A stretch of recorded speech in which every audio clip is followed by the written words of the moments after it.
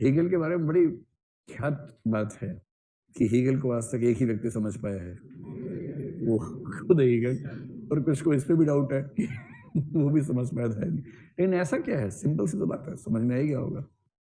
Example नहीं है भाई इसका।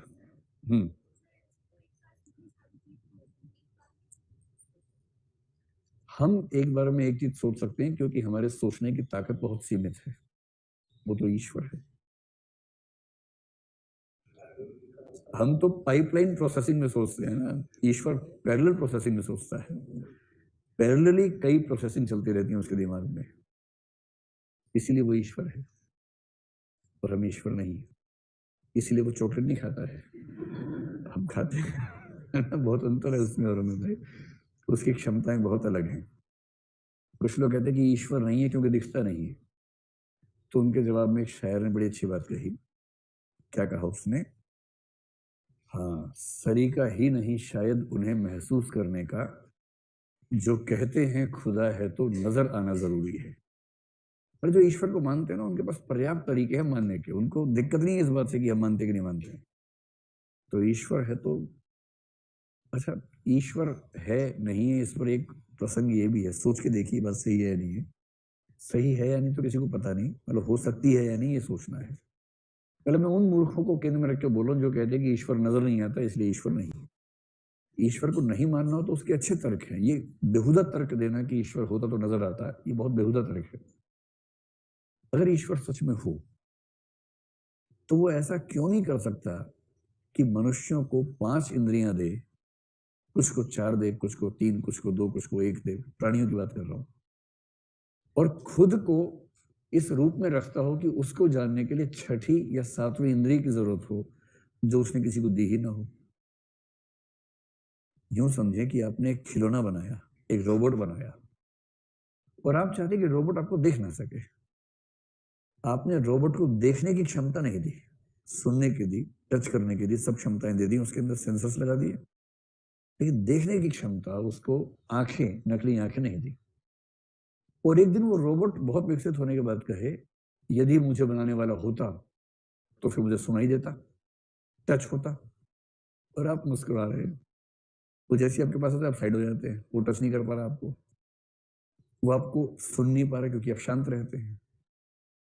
वो आपको केवल देख सकता है और आपने उसको देखने की क्षमता दी ही नहीं जानबूझ के, ताकि वो ना देख सके। और ये मूर्ख उछल उछल के बोल रहा है कि ईश्वर नहीं है क्योंकि वो सुनाई नहीं दे रहा है। ठीक वैसे हो सकता है कि 5 इंद्रियां ईश्वर को जानने के लिए अपर्याप्त हो, छठी इंद्रिय की जरूरत हो। 6th सेंस तो आमतौर पर इंट्यूशन को बोल देते हैं लोग, लेकिन उस सेंस में नहीं कह रहा हूं, मैं सामान्य बात कह रहा हूं कि छठी इंद्रिय कोई ऐसी हो सकती थी जिससे ईश्वर जाना जा सकता है। और ईश्वर ने जानबूझ के दी नहीं, वो मजे ले रहा है और हम उछल उछल के बोल रहे हैं कि ईश्वर नहीं है। आज आपको लग रहा होगा कि आज तो इसका हृदय परिवर्तन हो गया, लगता है कि है। मैं तो अज्ञेयवादी हूँ, मतलब है या नहीं मुझे पता नहीं है। मैं तो दोनों संभावनाएं एकदम इक्वल मान के चलता हूँ कि हो भी सकता है, नहीं भी हो सकता है। हाँ भाई, 2 लोगों ने हाथ खड़ा किया है। हाँ,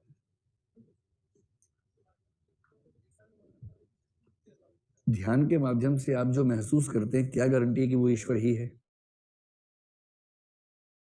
ध्यान के माध्यम से केवल कुछ ऐसा महसूस किया जा सकता है जो सामान्य अनुभूतियों से अलग है। ये कैसे पता लगा कि वो ईश्वर है? और एजे एयर ने बड़ी अच्छी बात कही। किसी ने ध्यान किया, कुछ महसूस किया, बोला ईश्वर है, ईश्वर है।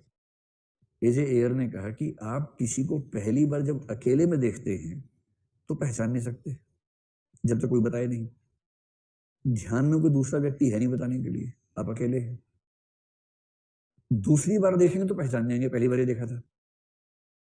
कोई व्यक्ति ध्यान में पहली बार कुछ अलग अनुभव ले और चिल्लाए कि ईश्वर मिल गया, ईश्वर मिल गया, ये क्या ड्रामा है? आप प्रामाणिक रूप से सिर्फ ये कह सकते हैं कि ध्यान की प्रक्रिया में कुछ ऐसा महसूस किया जो आज से पहले कभी नहीं किया था, वो ईश्वर है। ये निष्कर्ष तो अवैध निष्कर्ष है ना, ये तो पहले से मन में बिठा रखा था, इसे थोप दिया। ये कहां साबित होगा इससे?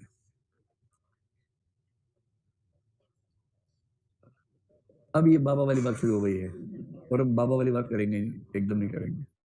मेरा मन करता है कि मैं भी एक माला पहन के वो, है ना, और उसके बाद ये भी एक अच्छा उपाय है खाली समय गुजारने के लिए, बाबा झांसाराम नाम रख लेंगे अपना। ठीक है। पहली बात, व्यक्ति बनो, इसका मतलब क्या है?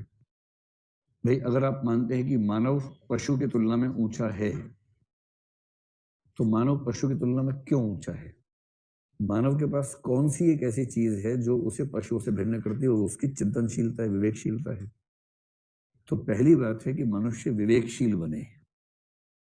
तो जिस चीज का विकास ज्यादा से ज्यादा करना है वो है विवेकशीलता। अब ज्यादा देखते हैं, ज्यादा घूरते हैं, ज्यादा दौड़ते हैं, कुछ लोग दौड़ने में लगे हुए हैं कि मैं 50 किलोमीटर दौड़ लेता हूँ। तो दौड़ने से आप पशुओं से अलग नहीं हो जाएंगे। कुछ लोग इसमें लगे हैं कि मैं एक दिन में इतना खा जाता हूँ, तो खाने से आप उनसे अलग नहीं होंगे, आप और उनके जैसे हो गए हैं। जो एक चीज उनसे अलग करती है वो है चिंतनशीलता, विवेकशीलता। तो कोई व्यक्ति जितनी मात्रा में विवेकशील होगा उतनी ही मात्रा में व्यक्ति बनने के नजदीक होगा। तो पहली बात, व्यक्ति बनने का मतलब अपनी चिंतनशीलता, तर्कशीलता, विवेकशीलता, युक्तिशीलता का विकास करना है, रैशनैलिटी का। दूसरा, क्या पशुओं में आत्मनियंत्रण नाम की चीज है?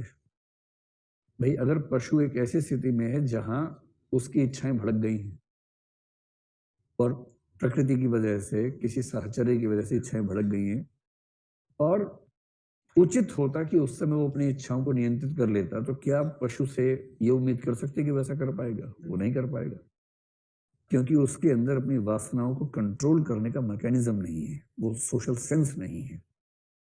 दूसरी बात है, अपनी वासनाओं पर अपने विवेक का नियंत्रण।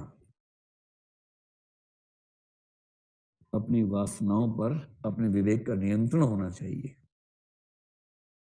जो व्यक्ति जितनी मात्रा में ये चीज कर लेता है वो उतनी ही मात्रा में बन जाता है व्यक्ति। बाकी तो होमो सेपियंस सेपियंस तो बाई चांस हम हैं ही। होमो सेपियंस से इंसान बनने की जो प्रक्रिया है, ये उस प्रक्रिया की बात चल रही है। होमो सेपियंस तो बायोलॉजिकली है। होमो सेपियंस वाला सॉफ्टवेयर थोड़ा ना पैदाइशी है, वो सॉफ्टवेयर तो समय के साथ अपडेट करना पड़ता है। अगर वो सॉफ्टवेयर आ गया तो आप बीए पर्सन हो गए। दूसरा, अन्य व्यक्तियों को भी मनुष्य समझना है, वस्तु नहीं समझना है। अन्य मनुष्यों का इस्तेमाल नहीं करना है, अन्य मनुष्यों को भी अपने जैसा व्यक्ति समझकर उनका सम्मान करो, और उनके साथ सम्मान का, मानवीयता का